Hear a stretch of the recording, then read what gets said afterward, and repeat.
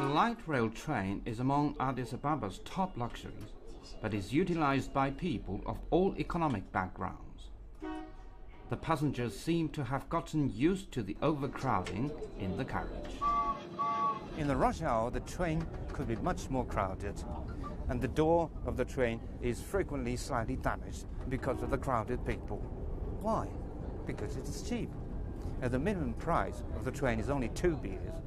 $1 equals almost 20 beers.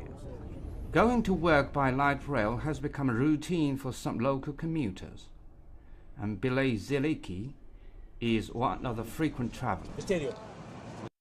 Yeah, there's two things. One is you get in time, so that's a great experience. But in the rush hour or something, there's a congestion, and I think it will be soon resolved. But now, for the time being, my point is from getting one point to another on time. So that's a great experience. Now I like it very much, because in the rush hour, the roads are congested and the transportation system is almost in standstill. But the only functional system is this light railway system. So it's great. It's very crowded. It's crowded, but it's great, because my point is not comfort.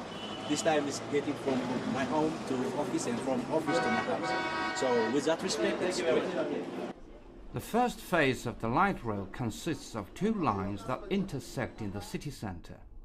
40 stations have been built along the 2 lines. The rail features fewer overpasses in order to minimize costs, and the train is traveling at slower speeds than originally planned. Even so, the train is bringing some changes in the city.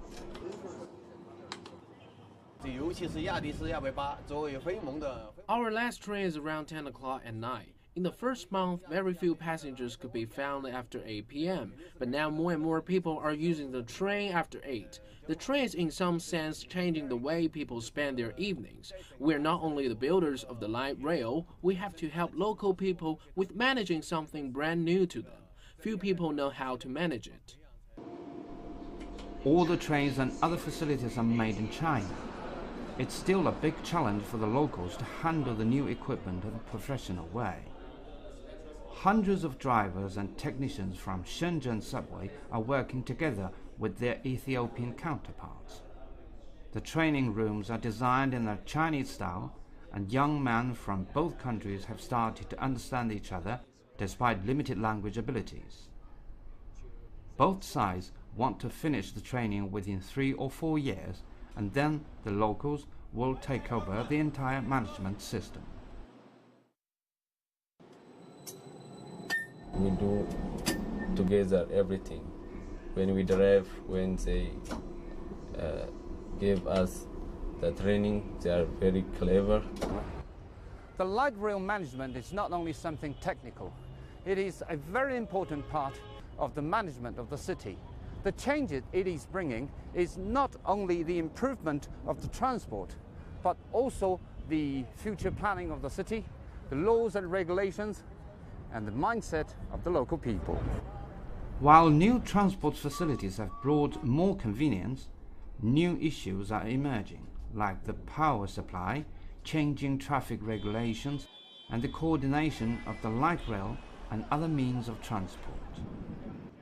The light rail may change the entire appearance of the city. The urban planners have to think more about their plan along the rail, and even the rest of the city. Public service management is different from other projects like manufacturing or trade, and the transportation system, as a very important part of public services, is even more special. This is not just about traffic improvement. This is a sort of reform in the city. In fact, some new concept is being introduced after the light rail was built. The revenue that is collected from the ticket sales will not pay its operation and also its debt.